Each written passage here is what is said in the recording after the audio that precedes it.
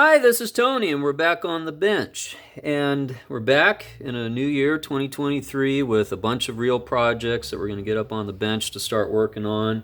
I've got a few boxes of quite a few different projects here that I'm going to be cranking out videos on here in the days and weeks and months to follow. So stay tuned for that on the YouTube channel. And if you haven't subscribed already, I'd encourage you to do that if you want to see more of these videos and learn a little bit more about some of these reels that I work on. So, but in today's video, I wanted to talk specifically about drag systems on spinning reels. And so this is a topic that comes up quite frequently, and I'll get a question from time to time from somebody about what are the pros and cons to different drag systems on different spinning reels here. So you can see right here we've got a Shakespeare Encore here.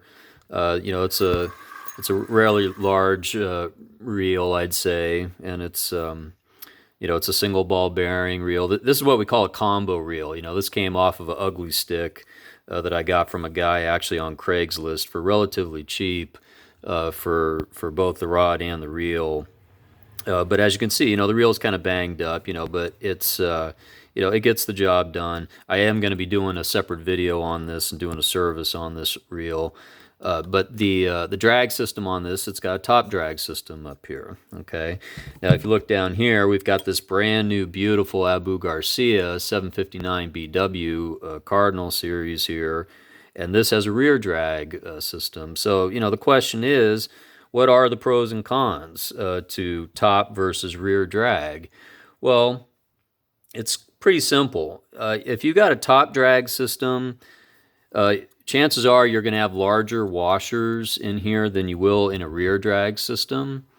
That's just kind of par for the course, I'd say. And so you're going to get more max drag usually out of top drag systems, I'd say. But one advantage to having a rear drag is that you can adjust it from down here and not have to interfere with your line. If you're reeling in a fish, like so, well, you don't want to have to reach up here to tighten the drag and tangle with the line, if you're fighting a heavy fish. Okay, so that is one advantage to a rear drag system.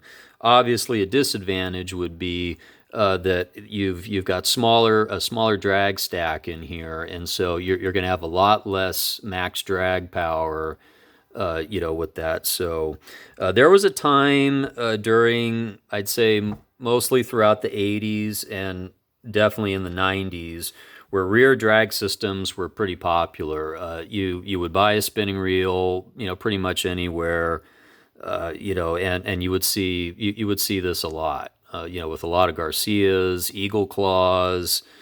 It was just a common thing that you found. These days, you don't see rear drags a lot so much anymore.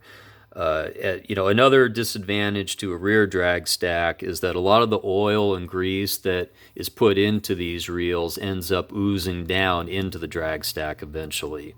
And it leads to slipping and stuff like that. So, if someone asked me, though, which I would prefer, well, the answer is simple. I like them both for different applications. But when it comes to larger game fishing, like saltwater fishing, I would stick to top drag systems because you're going to get that better max drag. And you can have it set, to where you need it, and you can feel confident that, you're going to have that drag power that you need to fight, big game fish. I would not personally use, this is a large reel. This reel here, is rated up to 250 yards of 25-pound test, but you've got this really small drag stack down here, so you're not going to get that same kind of drag power. So I would not be using a reel like this, for, surf applications over, a top drag reel. If, if you have some options, I would stick with the top drag, for that kind of application. However, if I was doing freshwater fishing, like for trout, or, panfish or small bass or anything like that, I'd be using a rear drag system in a heartbeat, no problem. because there's nothing really wrong with that. When you're fighting smaller game anyway.